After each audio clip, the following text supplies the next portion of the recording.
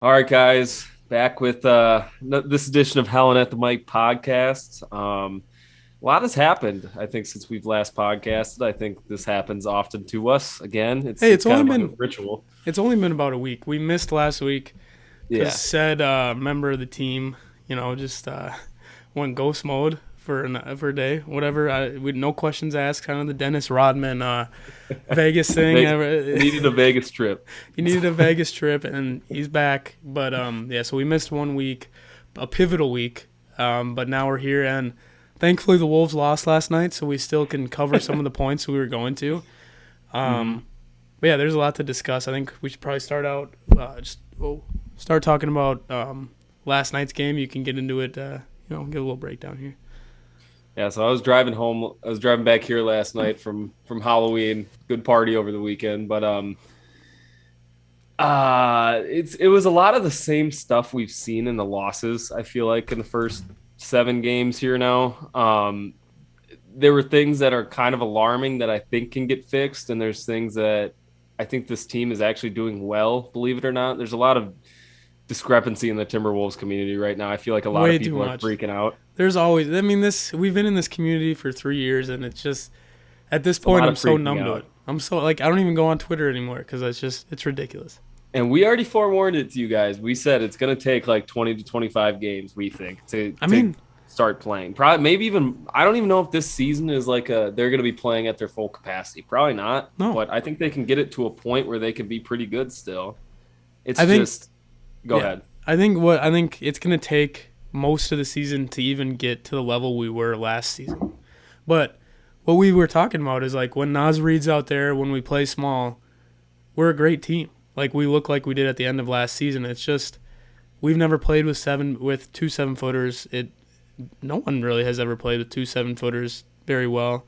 Finch has never coached with it. Anthony Edwards never played with it. It's gonna take a long time for us Let's to touch get good on like that. yeah, let's dig into that point first because that's one of the big ones I think that's getting brung up right now is Anthony Edwards' comments where he said he likes playing with a smaller lineup more. He's enjoyed it more, and you can tell on the floor from their offensive ratings when Anthony Edwards is with Nas Reed and Jordan McLaughlin. It is a lot higher than when he's with the starters, which is it's only a 7 game sample size right now, so I can't say it's an issue, but it's obvious that he's more comfortable playing with a smaller lineup right now with more spacing. He sees those lanes open up a little bit more and he can work the perimeter. So I think it's something that's going to be ironed out. He only has 1 assist, believe it or not, to Rudy Gobert in the first 7 games. So I think that's an issue, but that again takes time. D'Lo only has 2 assists to him.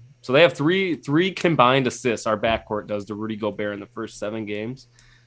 That's gonna get figured out hopefully here soon. But on the bright side with Anthony Edwards, it looks like his assist numbers have gone up this year, and he's been passing, I think, a lot better and seeing a few more guys. So that's a positive you can take out of it. Yeah, what I'm thinking about this is, of course, he likes playing with Nas Reed.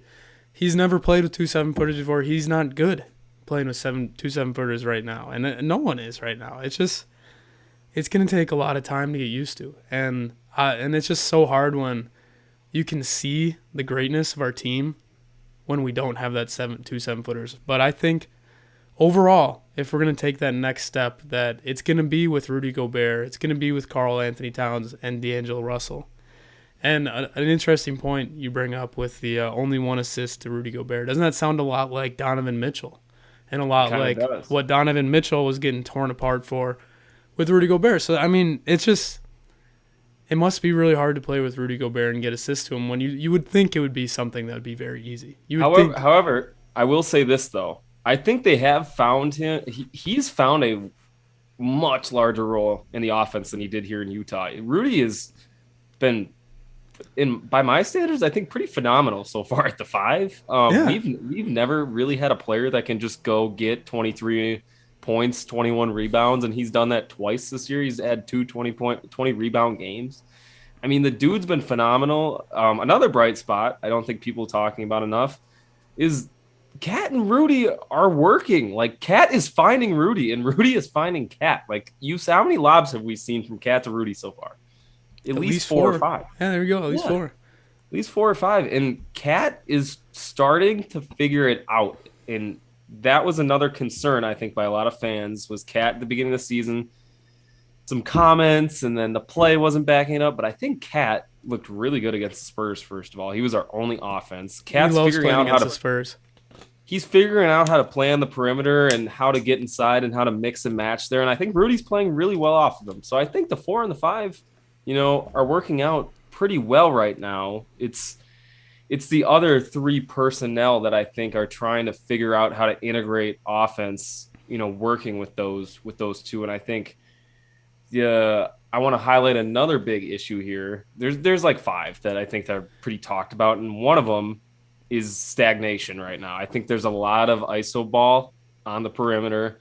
It's the you take your turn this time, you take your turn this Horrible. time. No, I want the ball this time. There's no ball movement, which is why this offense is not where it needs to be right now. It's a lot of Ant take a few dribbles, pass it out to Cat. Cat, couple pump fakes. D'Lo's dribbling up the floor, dribbling around the perimeter. It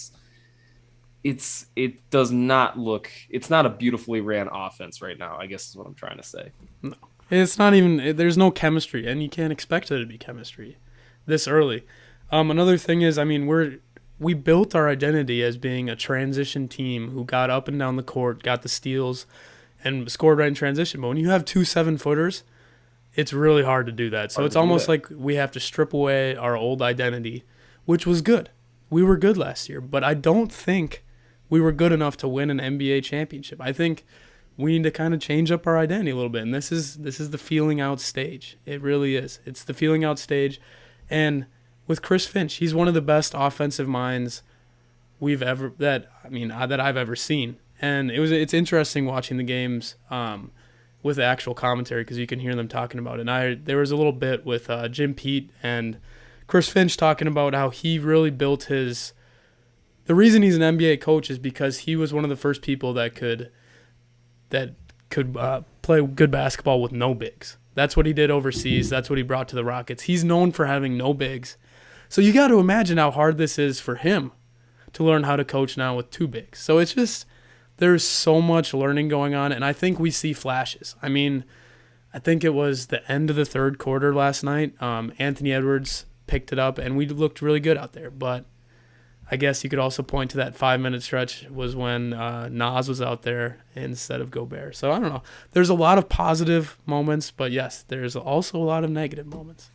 I think a thing we have to look at too right now is these teams that were supposedly going to be really easy. I think a lot of people pointed at the Jazz and the Thunder, particularly. We all know kind of the Spurs are going to be well coached and a hard team, but the Thunder, haven't they beat some pretty good? I think the Thunder beat the Nuggets, right? I Yeah. think the Jazz beat the Nuggets. The Jazz are a potential play-in team this year. I think the Jazz are probably going to sneak into the playoffs, which is absolutely crazy. But if you look at it, I mean, they have veterans. They have like the Conleys, the Clarksons of the world. And then you interject some energy with Sexton, Vanderbilt, Malik Beasley's been playing really well for the Jazz, believe it or not. That team is going to be a sneaky, hard team to play night in and night out. They're not going to give you anything. Those guys don't want to be looked as the worst players in the NBA. They want to do something with that team. So that team's going to be pretty decent. The Spurs are one of the most well-coached teams in basketball. However, it is unacceptable to lose in the manner that we did in these 2 games. The Yes. first one was probably worse. I mean, we should have lost that game by 30 if it wasn't for us bringing starters back in. And then last night's game, it was pretty much a 20-point lead for the Spurs for most of the third. So, yeah, I don't know. We talked about it at the beginning of the season. We don't know if like this supposed easy part of the schedule would be good for us, like No. good for this team, as some people thought it would be. Because you're seeing right now they're still losing games, and it's against supposed teams that this team's supposed to beat. So I mean, November doesn't look as like, oh, we just have to go 500 in the month of November. No, you got to go out there and win a lot of games. So you're going to have to beat we have the Suns coming up. We have the Bucks coming up. It's time. It's time to go win some games. So there's that aspect to it. Chris, what is the Wolves record right now? Four Four and and three. three. We have a winning record. That Jazz game, was that not a great game? Like overall, I think that was a good loss. Like I remember I was sitting at the bar watching that with all my buddies, and everyone was so mad about that loss. But I was like, I don't know. That felt like a pretty good loss. They made some incredible shots. The Jazz played an almost damn near perfect game against us, and we crawled our way back, forced overtime, and it felt like it was a good battle overall. And like they were the better. They played better that night, but it was a good loss. And then the two Spurs losses, horrible. But there's little things we can pull from there. So I don't know. We're 4 and 3. It's not like we're 1 and 6. Like if you go on Timberwolves Twitter and scroll around, it looks like we're 1 and 6 right now. But You also got teams with bigger issues than us at the moment. Like the Clippers are 2-4. I think yes, everyone the thought they were whole going to be. NBA is doing Yeah, horrible. Like if you everyone's seeking, kind of trying to navigate through these first 10 games and figure this out who shit they happens are. every year though. This happens every year. Like this is not that big of a deal. What are the Warriors like 3 and 4? Like all these teams, and they're going to be in the playoffs. Everyone's going to be fine. It just takes some time. Yeah, yeah. I guess there is one thing though. However, we this has kind of been presented as a not try not to panic start of the podcast because there is no reason to panic yet. It's the first 7 games into a brand new era that needs to rebuild everything back up again to where it was, last year when we were playing the Grizzlies. That takes time to get that chemistry. We're not just starting off from there. But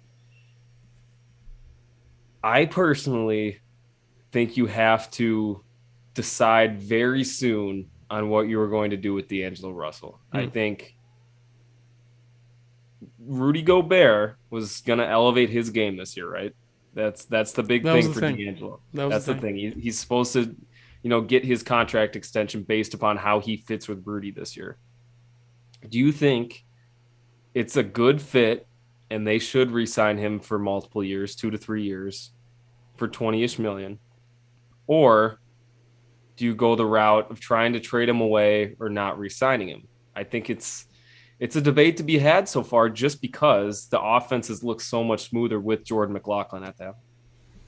Yeah, that's a really good question there, Chris. I don't honestly I don't have the answer because if it's gonna be like this the whole season and he gets that 2 assists or whatever to Rudy Gobert, like, and they're just not working, then I would much rather have a guy like Trey Jones, for example. Trey Jones and Rudy Gobert. Oh my gosh, if we could have a guy like Trey Jones, I would love that. Or Looked good Jordan. last night. Yeah, he always looks good. Doug McDermott, man. What about Doug McDermott?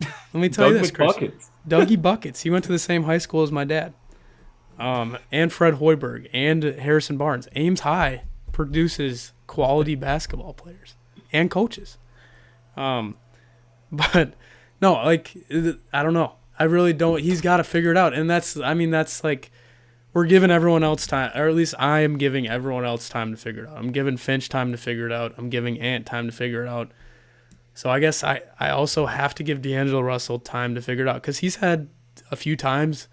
There's one pick and roll, for example, that I saw on Twitter, and I saw it live too, that was amazing. It was a great D'Angelo Russell pick and roll. Sometimes he looks unstoppable with Rudy Gobert setting the screen. But I don't know. What do you think? I think it's just my philosophy on point guard is so different than what D'Angelo Russell is as a combo guard and as one of the most unique guards I think anyone's ever seen play basketball. He's just completely different from what a point guard looks like. Like my type of point guard that I think would fit this team really well is a Jordan McLaughlin type point guard who is only looking for that shot. If he's got that wide open three or if the layup's there wide open off the screen, like he's taking what's there for him. And I think D'Angelo Russell forces things that aren't there for him. He's Or you could trying to say he create his own creates. thing. He creates. He You is could trying also to create. He's trying to create. But yeah, so you're kind of saying an assist to turnover guy. Like the Jones family, Monte Morris, a great backup point guard that just someone that's not hurting the offense at all, only helping it. I think DeJounte Murray is a perfect blueprint of what a really good point guard would look like on this team. Like I love when point guards are able to defend, are able to hit a three, are able to pass, are able to go shoot 90% at the free throw line. They got to do all the little things right, I think, is what makes a really good point guard. And I think the exceptions are people like Steph and Ja that do all those things, but they're so dang good on offense too that they can create. And it looks like D'Angelo just really has, a hard time getting his offense going within this system.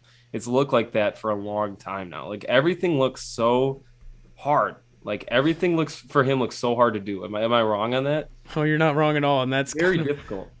that's funny because I was gonna bring up that point for Cat. My roommate, not a big basketball guy. He watches basketball because I force him to. I'm always talking. I always got the Wolves on. But what he says is he's like, dude, every little thing Karl Anthony Towns does looks hard. Like he makes everything look so difficult. Like if he tried to tie his shoe, he would make it look difficult. Like nothing looks easy for Karl, and I think you're onto something with that with D'Angelo Russell. Um, but yeah, I mean, I don't think we'll be able to get a guy like DeJounte Murray on this. It would need No. to be like I just always think Tyus Jones would be the perfect point guard for this team. Monte Morris, he would have been the perfect fit for this team. And like, Caruso maybe even too. I think yeah, Caruso's a really defense. Lonzo Ball, man. Yeah, Just and what you're talking about with Curry and John Morant about how they create and how they are good offensively and they can do all this, they're not playing with an Anthony Edwards. They're not playing with the no. Karl Anthony Towns. We don't need our point guard to create. We need our point guard to create for others and make everything easy for others. And that's the thing with D'Angelo Russell is if he wanted to get that extension from this team, if he wanted to stay on this team, he was going to have to change his game because he's not getting his 20 shots a game anymore. He's going to get 10 shots a game. He needs to get 10 shots, 10 assists. And that's the adjustment he's going to have to make if he wants to stay on this team. And if not, and if that's not his game, it's time to move on. I was thinking about this yesterday. I was like, I don't know. We get so attached to these players. And like, but if you watch The Last Dance, you look at Michael Jordan, the players are swapping it in and out. Like it was him and Pippen the whole time. But other than that, like all the other guys are moving around. Like it's not like we're going to have D'Angelo Russell this whole time. So I don't know. If he's not willing or not able to make that switch, I think it's time to move on. And yeah, I'm I think rambling a it is lot. a hard ask because I don't think D'Angelo's in the wrong essentially because D'Angelo's not a point guard. Like I said earlier, he even says this. He says he's a combo guard. He's not your normal point guard, cookie cutter point guard. He's a guy that's usually always the high usage guy on every single team he's played on. You look at the Lakers before LeBron came. He was that guy, him and BI. You look at the Nets, he was especially that guy on the Nets. You look at the Warriors, they were injured. Steph Curry and Clay were out, so he was that guy on the Warriors when they were really bad, keep in mind.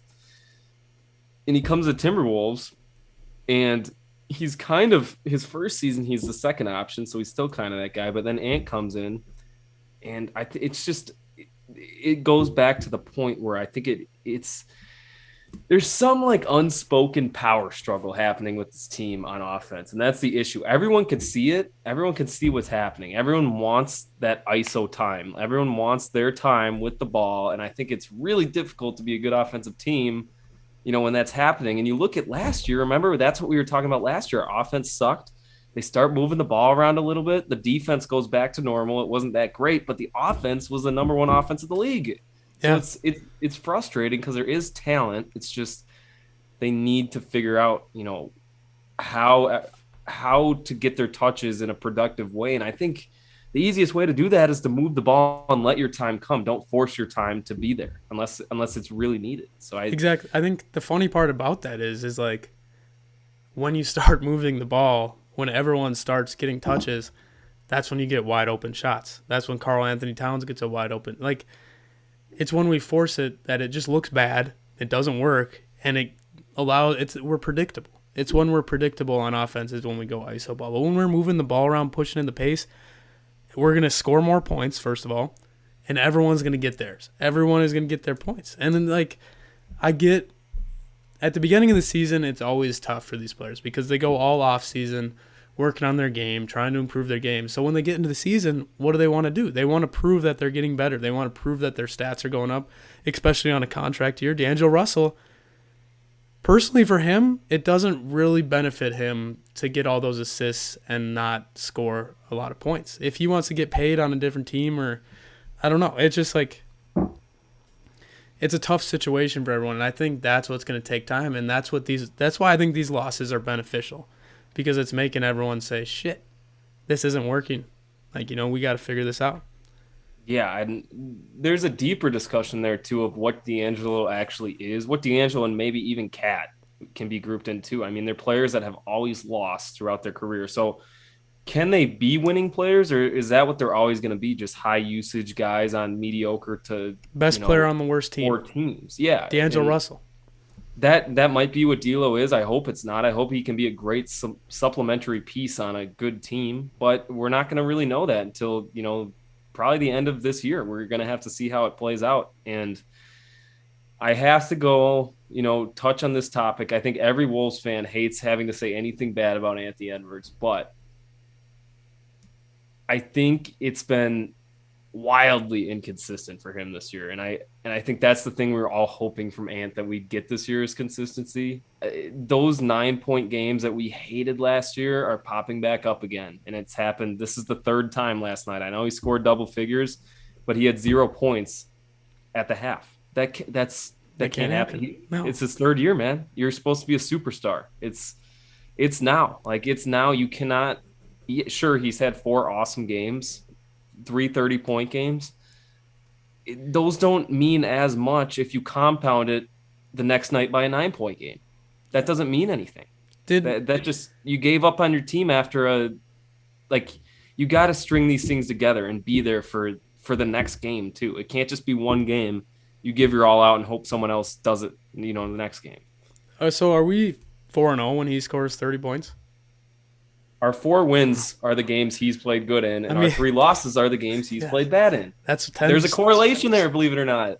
Yeah, between your best player playing like shit and your team. So this is something I always talk about with Anthony Edwards. He does not have that ability to put the switch on by himself. Like, he can't just be sitting there and be like, all right, let's go. Like, he's got to see the ball go through the hoop. He's got to make one play, and then he's good. He's got to have a guy like Pat Bev get on his ass, and then he'll get going. But yeah, last night I tuned into the game at the third quarter, and they're like, Anthony Edwards 0 points, and I'm like, holy shit, that's horrible. And then he takes or maybe it was right before the half. I don't know when it was, but he has a great take to the basket, gets a layup, and then boom, he scores 7 points in like 2 minutes, and you're like, wow, why isn't he doing that the whole game? And it's just, I don't know. You're right. He's got to be able to be consistent. It's the games where he starts out 0-8 like that it's the spot up ISO jumpers is what gets him into that. And Anthony, to this point in his career, has not been good at drawing fouls. And what do all 30-point a game scorers do that score 30 points a game throughout the year? They get to the line 20 times, 8 to 15 times a game, at least. You see Embiid has like 18 free throws every game. It's because he gets to the line, bro. It's the easiest shot in basketball, a damn free throw. And that's why if he has the ability to do that every time. He just hasn't done it, man. The Euro looks great this year. I think the jump shot actually looks better. Like, driving looks the same. It's just, he's got to figure out how to get contact and get some calls. It's to break out of these games, to stop those games before they start. He goes 0 of 3 quick. Get up, get some free throws. Get fouled, get to the line, and get back on track. You cannot start out 0 of 9 and expect yourself to have a good game. And this is also, I'll put a lot of that on Anthony Edwards for sure, for not understanding that and not realizing, I got to the cup. But this is also a place where Chris Finch can get better. Because if you're a coach, you can draw up a play. You got to have these plays in your back pocket, especially if you're one of the best offensive mind coaches in the NBA. You got to have 5 or 10 plays in your back pocket that you can call timeout. Boom, this play is going to get Anthony Edwards a bucket.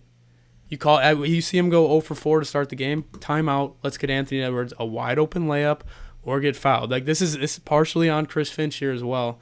He's got to have these plays for every single one of his players that if they start out slow, you get him that easy bucket. Because once that one basket goes in, the basket turns from a needle pin to an ocean for Anthony Edwards. And I think the wires are they obviously like each other. I'm not saying they don't like each other, but the wires are crossed in the fact that Chris Finch calls him out every single post game. Like, everyone, he's like, it's not in a bad way. It's just yeah, Ant's got to go to the basketball and stop settling for the shot. You hear it every game, but then you don't really see it. No.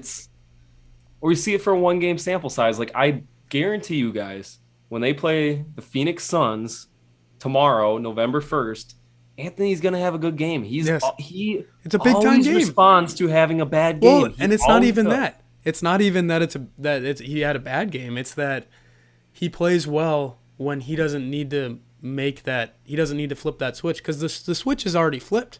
We're playing Yeah, against the Phoenix Suns. It's a big time game. He's going up against Devin Booker. Like he doesn't need. There is like no need for him to make it a big game because it he's a, is a big game. he's a very self-aware kid. Like he knows he just shit the bed last game. He Yes, knows he's gonna have to have a good game this and game. he He's very yes, self-aware. and he will. If they're bet the over on Anthony Edwards points tomorrow for sure. Because yeah, he's gonna go off, and he's gonna probably start out hitting like 3 or 4 threes, and like, so I don't know when this team's winning, it's because Anthony Edwards is playing great basketball. Yeah, dude. So I think we touched on the big three, right? The big three from last year. We haven't really We talked touched about Cat much, have we?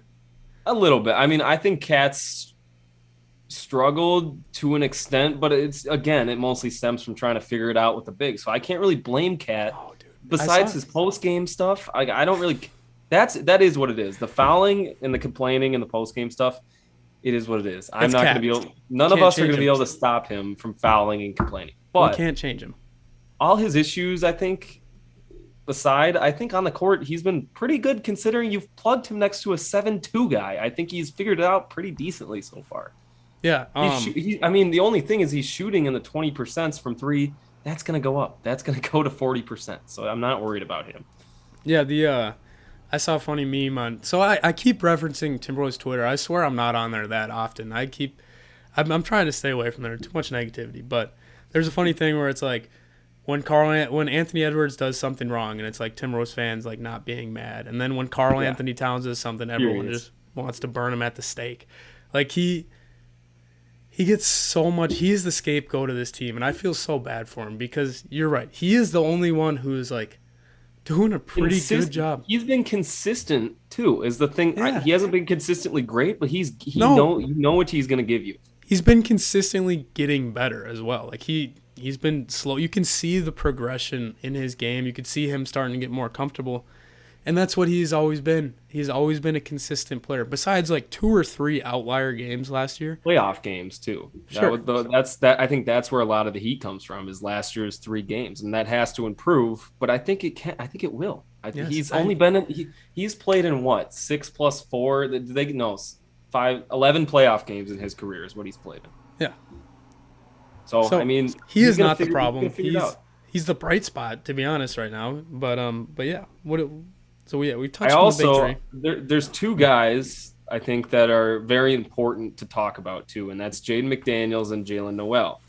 So for Jaden, for the most part, I've been pretty impressed. I mean, these last 2 games have been kind of but I think he's really made a step in creating offense. He's been phenomenal on the defensive end, so no complaints about Jaden. I think he's been good. I'd actually like to see some more plays for Jaden.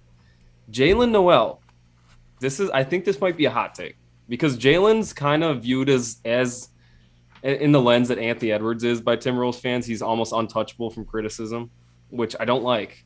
By the way, I think everyone is prone to some criticism from fans and from media.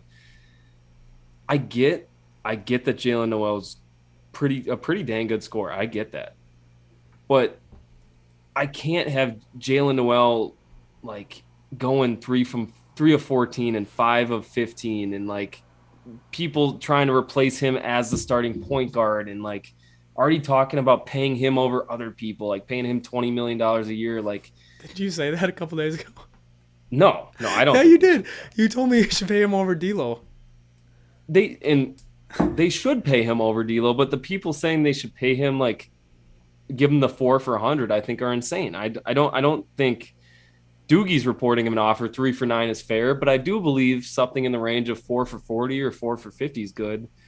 But I think people are getting, mixed up in the fact that he shouldn't be like one of your 2, 3 guys, should he? Maybe I'm Maybe confused. not on this damn team. Not when you have freaking No. Carl Anthony Towns, Anthony Edwards, D'Angelo. Like he's a 5th option on this team. He should be he should not be taking the second most shots, and he's a spark guy. He should be, if we need him to score, sure. But like, yeah, there should be no forcing for him. If like I don't. I think the last 2 games have looked so rough due to the fact that he's having to come in as the second unit point guard because Jordan's been hurt. So it's kind He's of the not a point D'Lo guard. it's the D'Lo effect too. It's two combo guards that aren't really known distributors. So I mean, it's I don't know. I like Jalen. I do. I like him coming off the bench. I like him like getting a quick 8 off the bench. I love that. But there's a time and a place, just like there is for D'Lo, where I think he gets into the spot up threes and the dribbling a little bit too much and trying to do a little too much. It's just it's more he's a really good player. It's just I'd have an issue, I think, paying him a lot of money just Oh, yeah. because how much money we already have tied up in all these assets right now. It's going to be tight. You're going to be able to pay Jaden and Ant, and then you have to make a decision with D'Lo because you have 90 something $1 million tied, almost $100 million for the next 3 years tied up in two big men. That doesn't leave you a lot of space. Yeah, and like it's hard to have a guy like Jalen Noel on this team when we already have so many offensive weapons. I'd rather put that money towards a guy who's a role player, who's a defensive specialist, someone that you can that will really complement our team. Like he just doesn't really fit, and that's he fits when there's no Anthony Edwards in the lineup. When there needs to be offense, he fits, but he doesn't fit with the starting lineup. I just don't think he can do enough besides score to make it worth it to have him on the floor. Even with a slight improvement in defense, I feel like it's just not enough value added within the No, offense. it's not, and that's just like it's a reality that I know we all love Jalen Noel, but yeah, it's He's a just not. great second round pick. He is a awesome second round pick. Yeah, and I just don't think it's benefiting him really to be on this team unless we're playing well. When we're playing well, and when like he looks good when we play good, and we're just not playing good right now. But I think if we make a playoff run, I think he's gonna look fine when we plug him in coming off the bench. It's just when we play bad, he's one of those players that he either is gonna look really great or he's gonna look really bad. I think if I was Jalen, I'd go into free agency, get the bag from a team with space, and go to a team that doesn't have a lot of offense. Just get your 20 a game. Like he needs to go do that. That's what he needs. I think it's extreme. I think the Timberwolves are probably one of the worst fits for him, which really sucks because we just have so many high usage players right now on this team, which We is have an too issue. much usage. I think Yes. that's a problem. That's kind of what I think. That's why it stalls. That's why That's stuff why stalls. I think that's really the under or the main problem with this whole team so far is yeah, there's not enough balls to go around, and either some people are gonna have to change, or it's not gonna work. I don't know. Let me ask you this question, Chris: Is it Mhm. time? Is there any?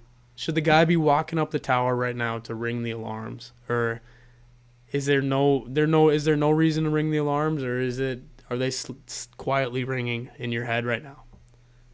I think as humans we're just built like we already have preconceived notions, but when we see it happen, we're like, ah, dude, this sucks. Like this team's bad. But I realistically, no one should be ringing the bell. We're far from remember, everyone, we started out 4-9 last season. We made the playoffs.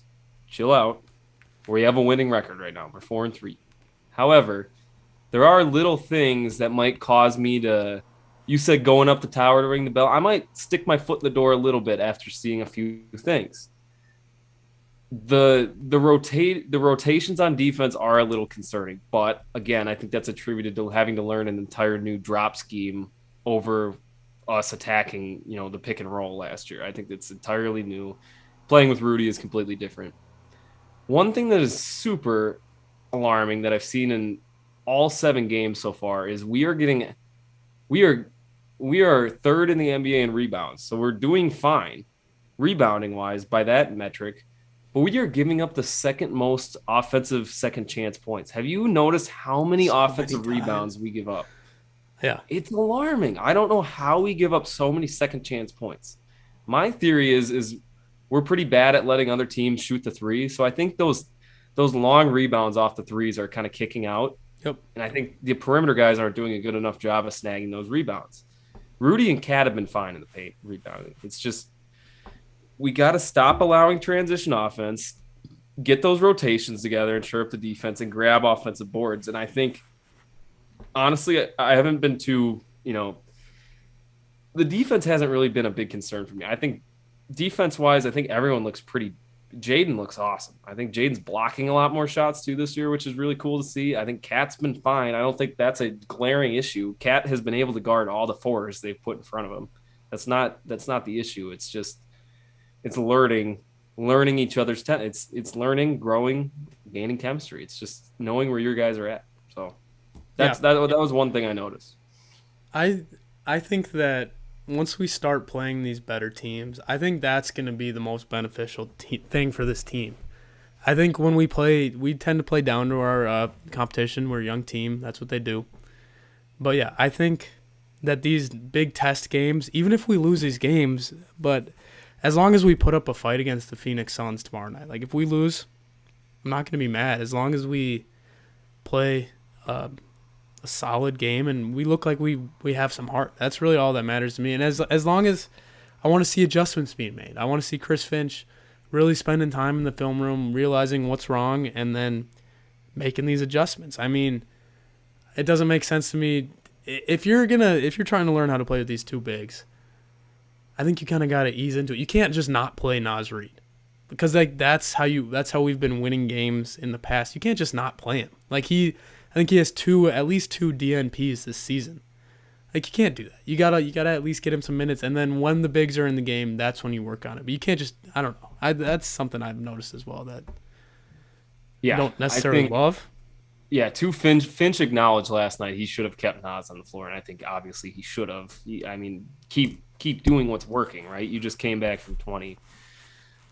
It's gonna figure itself out here, I think. And I think it'll be good. These next two games, I know they're against really tough opponents. One, quite possibly the best teams in each conference. I think the Suns have a really good shot at winning the West, and the Bucks are pretty much unbeatable right now. They have not lost a game, and they've been killing teams. So I think it's going to be good to see where we're at. This we've kind of wondered are the T-Wolves underperforming? Are these proposed bad teams overperforming? No. When we go face the Suns and the Bucks, we're going to see exactly where this team is at. We are Yeah, going to see how good they are. yeah. So, And if it's not good, I still don't even think we ring it. Like what was we yeah, had a horrible record before Christmas last year, and look what happened at the rest of the season. Like it's gonna take time, patience. I know our society, especially our age, Chris. Patience is not something that we're like the good at. instant gratification. Yeah, we love the instant gratification. This is a slow burner, man. This is a slow burner, slow character development. It's a 5 season TV series. Like this is gonna.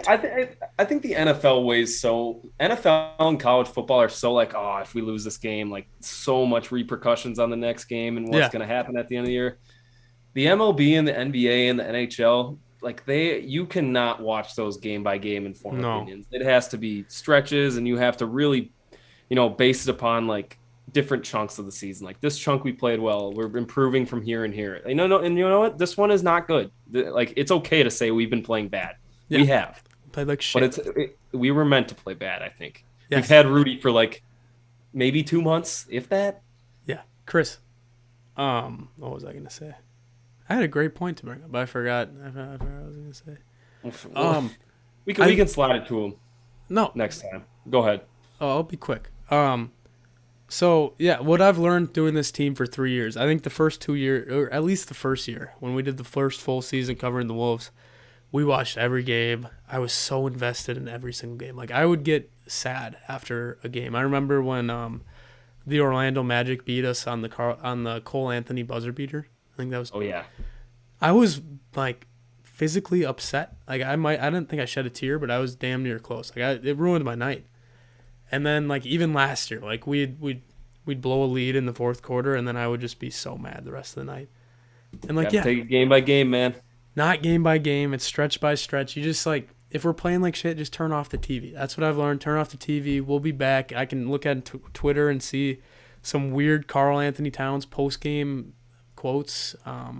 See Finch get mad at Anthony Edwards. Like it's just I don't know. You just gotta yeah. It's a big picture, and it's gonna take some time. And there's no reason to sound the alarm. We have a winning record. I think we still have a chance to be one of the best teams in the league this year. Just calm down. Calm. Enjoy the process, and let's go win this whole dang thing later down the line. We'll look at this as nothing if they do that. So Exactly. And as far as me and Chris, our posting schedule, it's back to where we thrive. No schedule, no consistency. This is what we do, but we're gonna try to figure something out. We'll let you guys know. Thank you guys for watching. Make sure to like, make sure to subscribe. Have a great rest of your day. Go Wolves.